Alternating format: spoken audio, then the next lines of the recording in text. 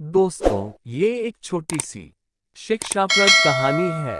कहानी भले ही छोटी है, लेकिन उससे मिलने वाली शिक्षा बहुत बड़ी और जीवन में काफी उपयोगी है। इसलिए दोस्तों, कहानी को अंत तक जरूर सुनिए।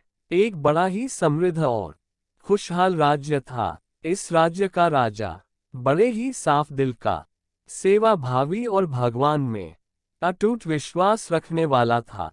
राजा को किसी चीज की कोई कमी नहीं थी। राज्य के सारे लोग राजा से बेहद प्यार करते थे और उसका हर कहा किसी हुक्म की तरह मानते थे। फिर भी राजा जैसे जैसे बूढ़ा होता जा रहा था, वो दुखी रहने लगा था।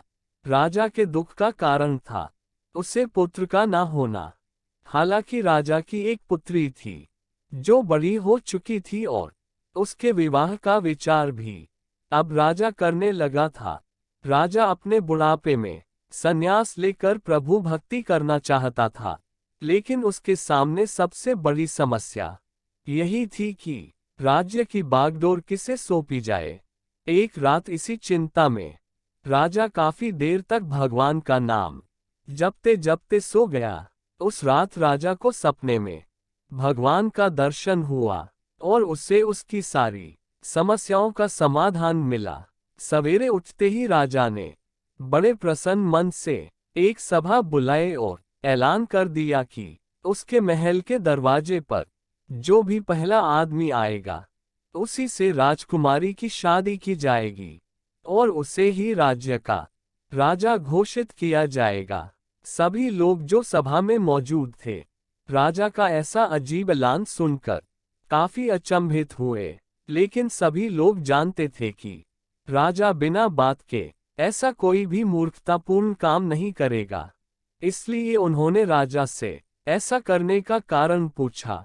राजा ने अपने रात के सपने के बारे में सबको बताया तो सबके मन का संदेह दूर हो गया। राजा के ऐलान का तुरंत पालन किया गया और थोड़ी ही देर बाद सैनिक एक युवक को सभा में लेकर आए जो मैले पुराने कपड़े पहने हुआ था।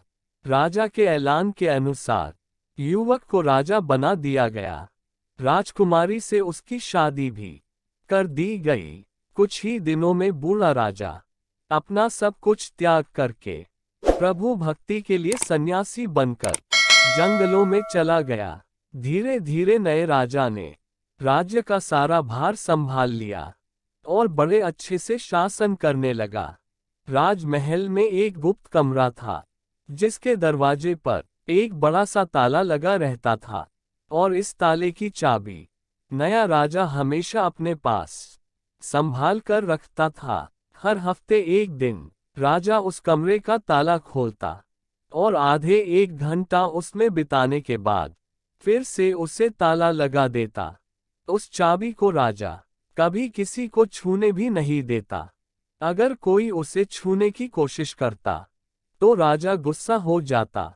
सेनापति, खजांची और सभी मंत्री बड़ी जिज्ञासा के साथ उस कमरे में क्या हो सकता है ये जानना चाहते थे। सभी के दिमाग में यही सवाल घूमता रहता कि आखिर खजाने की चाबी खजांची के पास, शस्त्रागार की चाबी सेनापति के पास और सभी जरूरी दस्तावेज रखे कमरे की चाबी मंत्री के पास है।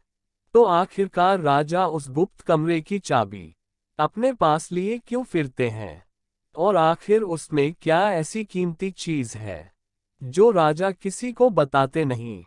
इन सभी के लाख कोशिशों के बाद भी राजा ने कभी भी उन्हें उस कमरे में क्या है उसके बारे में नहीं बताया। इन सभी ने जाकर इस बात की खबर रानी के कानों तक पहुंचा दी। रानी को भी जिज्ञासा हुई कि ऐसी कौन सी रहस्यमयी बात है जिसे राजा अपनी धर्म पत्नी से भी छुपा रहे हैं। रानी ने राजा से उस रहस्य को जानने के लिए जिद पकड़ लिया। रानी ने खाना पीना सब त्याग दिया। आखिरकार स्त्री जिद के आगे राजा को हार माननी पड़ी। राजा, रानी, मंत्री और सभी सभासदों को साथ में लेकर उस कमरे के पास पहुंचा और पहली बार सबके सामने उस कमरे को खोला। सभी देखकर हैरान थे, क्योंकि उस कमरे में कुछ भी नहीं था, सिवाय एक फटे पुराने कपड़े के, जो दीवार पर टंगा हुआ था।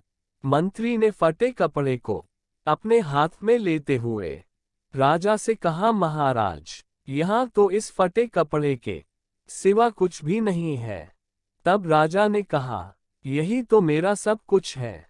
जब जब मुझे किसी वस्तु का घमंड होने लगता है, या जब मैं अपने आप को दूसरों से उत्तम समझने लगता हूँ, तब तब मैं इस कमरे में आकर अपने इन फटे पुराने कपड़ों को देखता हूँ, और मुझे याद आ जाता है कि जब मैं इस राज्य में आया था, तब मेरे पास इनके अलावा कुछ भी नहीं था, और मेरा सारा घमंड खत्म हो जाता है। दोस्तों, ये कहानी हमें सिखाती है कि कैसे हम अपने भूतकाल को याद रखकर वर्तमान में गलतियां करने से बच सकते हैं। समय हमेशा बदलता है, इसलिए हमें ये हमेशा याद रखना चाहिए कि अगर आज हमारे पास सब कुछ है तो वो हमेशा नहीं रहने वाला। इसलिए हमें हमेशा नम्र बने रहना चाहिए। दोस्तों, आपको इस कहानी से क्या सीख मिली, हमें कमेंट करके बताएं। वीडियो को लाइक कीजिए और अपने दोस्तों को शेयर कीजिए, और ऐसी ही कहानियों के लिए हमारे चैनल को सब्सक्राइब कीजिए।